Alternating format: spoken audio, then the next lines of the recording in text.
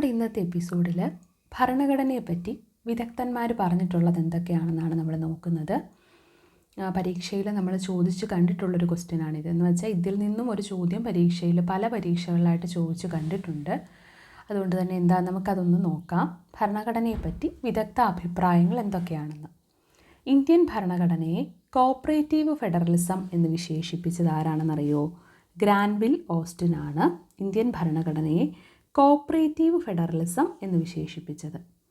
അതുപോലെ തന്നെ തടസ്സമില്ലാത്ത വല, പിന്നെ ഇന്ത്യൻ ഭരണഘടനയെ ഭരണഘടന പ്രാഥമികമായ ഒരു സാമൂഹിക രേഖയാണ് എന്ന് പറഞ്ഞത്. ഇതെല്ലാം ഗ്രാൻവിൽ ഓസ്റ്റിനാണ്. അപ്പോൾ ഗ്രാൻവിൽ ഓസ്റ്റിൻ പറഞ്ഞ എന്തൊക്കെയാണ്? ഇന്ത്യൻ ഭരണഘടനയെ കോപ്പറേറ്റീവ് ഫെഡറലിസം എന്ന് വിശേഷിപ്പിച്ചു, തടസ്സമില്ലാത്ത വല എന്ന് വിശേഷിപ്പിച്ചു, ഇന്ത്യൻ ഭരണഘടന പ്രാഥമികമായി ഒരു സാമൂഹിക രേഖയാണെന്ന് പറഞ്ഞു. ഇതെല്ലാം പറഞ്ഞത് ഗ്രാൻവിൽ ഓസ്റ്റിനാണ്. The constitution of India corner stone of a nation, ഇതാണ് അദ്ദേഹത്തിൻ്റെ ബുക്കിൻ്റെ പേര്. The constitution of India corner stone of a nation. ഈ ബുക്ക് എഴുതിയതും ഗ്രാൻവിൽ ഓസ്റ്റിനാണ്. അപ്പോൾ ഒരിക്കലും മറക്കരുത്, വളരെ ഇമ്പോർട്ടൻ്റ് ആണ്. ഇന്ത്യൻ ഭരണഘടനയെ കോപ്പറേറ്റീവ് ഫെഡറലിസം എന്ന് വിശേഷിപ്പിച്ചത് ആരാണ്? ഗ്രാൻവിൽ ഓസ്റ്റിനാണ്. തടസ്സമില്ലാത്ത വല എന്ന് വിശേഷിപ്പിച്ചതും ഗ്രാൻവിൽ ഓസ്റ്റിനാണ്. ഇന്ത്യൻ ഭരണഘടന പ്രാഥമികമായി ഒരു സാമൂഹിക രേഖയാണ് എന്ന് പറഞ്ഞതും ഗ്രാൻവിൽ ഓസ്റ്റിനാണ്. The constitution of India corner stone of a nation, ഇത് അദ്ദേഹത്തിൻ്റെ വർക്കാണ്. ഇന്ത്യ ഒരു ക്വാസി ഫെഡറൽ സംവിധാനമാണെന്ന് അഭിപ്രായപ്പെട്ടത് KC വെയർ ആണ് കേട്ടോ. ഇന്ത്യ ഒരു ക്വാസി ഫെഡറൽ സംവിധാനമാണ് എന്ന് അഭിപ്രായപ്പെട്ടത് KC വെയർ ആണ്. ഭരണഘടനയുടെ സ്വഭാവം അനുസരിച്ച് അദ്ദേഹത്തിൻ്റെ നിഗമനത്തിൽ ഇന്ത്യ ഒരു ക്വാസി ഫെഡറൽ സംവിധാനമാണ് എന്നാണ് അദ്ദേഹം പറയുന്നത്. അഭിഭാഷകരുടെ സ്വർഗം എന്ന് ഭരണഘടനയെ വിശേഷിപ്പിച്ചത് ഐവർ ജെന്നിങ്സ് ആണ്. അഭിഭാഷകരുടെ സ്വർഗം, ദ ലോയേഴ്സ് പാരഡൈസ് എന്ന്, അഭിഭാഷകരുടെ സ്വർഗം എന്ന് ഇന്ത്യൻ ഭരണഘടനയെ വിശേഷിപ്പിച്ചത് ഐവർ ജെന്നിങ്സ് ആണ്. ബാർഗെയിനിങ് ഫെഡറലിസം എന്ന് വിശേഷിപ്പിച്ചത് മോറിസ് ജോൺസ് ആണ് കേട്ടോ. ബാർഗെയിനിങ് ഫെഡറലിസം എന്ന് വിശേഷിപ്പിച്ചത് മോറിസ് ജോൺസ് ആണ്.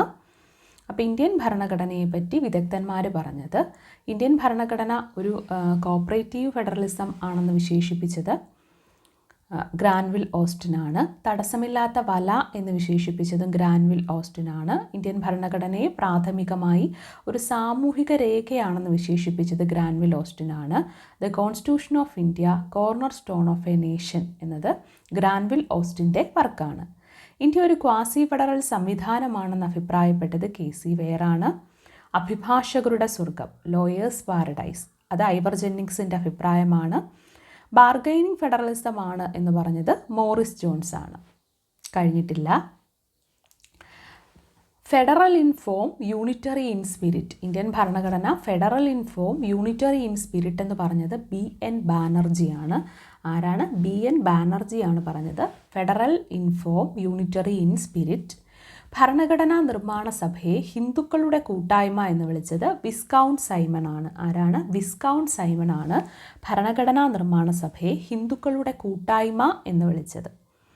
ഇന്ത്യൻ ഭരണഘടന അങ്ങേയറ്റം ഫെഡറലാണ് എന്ന് പറഞ്ഞത് പോൾ H. ആപ്പിൾബി ആണ്. ആരാണ്? Paul H. ആപ്പിൾബി ആണ് ഇന്ത്യൻ ഭരണഘടന അങ്ങേയറ്റം ഫെഡറലാണ് എന്ന് പറഞ്ഞത്. ഇന്ത്യൻ ഭരണഘടന തീർത്തും ഫെഡറലോ തീർത്തും യൂണിറ്ററിയോ അല്ല, രണ്ടിൻ്റെയും മിശ്രിതമാണ് എന്ന് പറഞ്ഞത് DD ബസു ആണ്. ആരാണ്? DD ബസു ആണ് പറഞ്ഞത് ഇന്ത്യൻ ഭരണഘടന തീർത്തും ഫെഡറലും അല്ല തീർത്തും യൂണിറ്ററി അല്ല, രണ്ടിൻ്റെയും കൂടി ഒരു മിശ്രിതമാണ് എന്ന് പറഞ്ഞത് DD ബസു ആണ്. ഇന്ത്യൻ ഭരണഘടന അങ്ങേയറ്റം ഫെഡറലാണെന്ന് പറഞ്ഞത് പോൾ H. ആപ്പിൾബി ആണ്. ഭരണഘടനാ നിർമ്മാണ സഭയെ ഹിന്ദുക്കളുടെ കൂട്ടായ്മ എന്ന് വിളിച്ചത് വിസ്കൗണ്ട് സൈമൺ ആണ്. Federal in form, unitary in spirit എന്ന് പറഞ്ഞത് BN ബാനർജി ആണ്. ഭരണഘടനയെ പറ്റി പറഞ്ഞ വിദഗ്ധരുടെ അഭിപ്രായങ്ങളാണ് നമ്മൾ നോക്കിയത്. ഒന്നുകൂടി റിവൈസ് ചെയ്തത് കേട്ടെന്ത് ചെയ്യുക, മനസ്സിലാക്കി പഠിക്കാൻ ശ്രമിക്കുക. കൂടുതൽ ഇൻഫർമേറ്റീവായ കാര്യങ്ങളുമായിട്ട് നമുക്ക് മറ്റൊരു എപ്പിസോഡിൽ കാണാം.